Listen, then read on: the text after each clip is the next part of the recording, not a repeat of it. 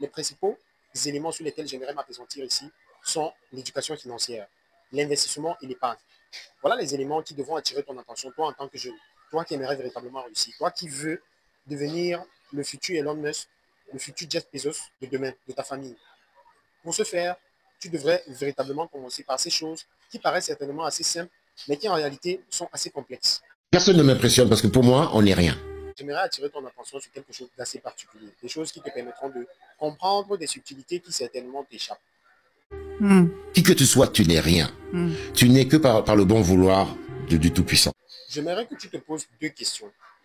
Donc déjà, à partir du moment où personne ne m'impressionne, je ne suis pas quelqu'un qui cherche à impressionner non plus. Tu comprends? Voilà. Donc pour moi, tout le monde est pareil. Je respecte l'être humain. Je suis dans l'humain. La première, j'aimerais que tu te poses la question de savoir comment est-ce que tu comptes vivre ta vieillesse. Ça, c'est la première. Et puis c'est mieux comme ça. Tu passes mieux en étant humble. La deuxième, j'aimerais que tu te poses la question de savoir sur quoi je compte pour assurer ma retraite. J'aimerais déjà ici donner un contenu à ce concept communément utilisé, la retraite. Qui a fixé la retraite à 60 ans? Et moi, je fixe ma retraite à 35 ans. Chacun a le droit de fixer sa retraite. Vouloir devenir milliardaire en tant que jeune, c'est sacrifier sa jeunesse. C'est travailler dur et tous les jours. C'est savoir s'entourer. C'est être organisé. C'est savoir mettre la priorité là où il le faut. Parce que nous avons tous 24 heures. À la fin de la journée, on n'est pas au même stade. Donc, tout dépend de comment est-ce que vous utilisez vos 24 heures. Faut pas qu'on perde le temps. Le temps, c'est de l'argent.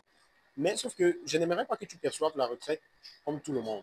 Beaucoup de personnes voient ici la retraite comme étant uniquement ou alors exclusivement réservée aux fonctionnaires.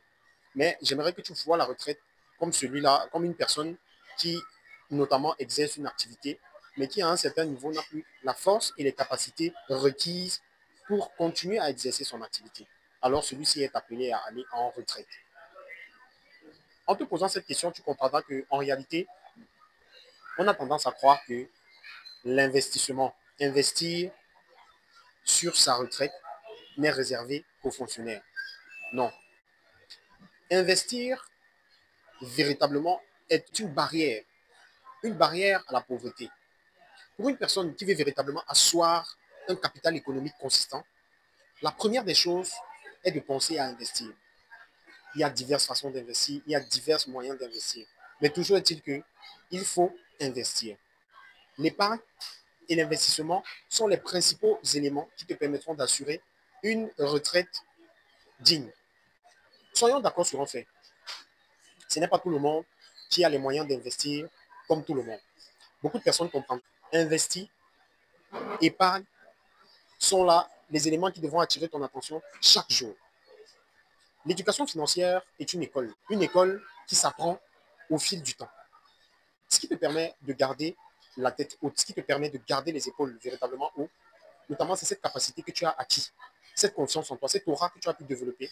Cela va te permettre de véritablement asseoir ton autorité dans les activités que tu mènes. Alors, je t'invite à rester scotché à cette page. N'oublie pas, like, abonne-toi et partage pour ne rien rater. Toujours est-il qu'on reste ensemble, comme d'habitude, Écho de la Terre, Mère.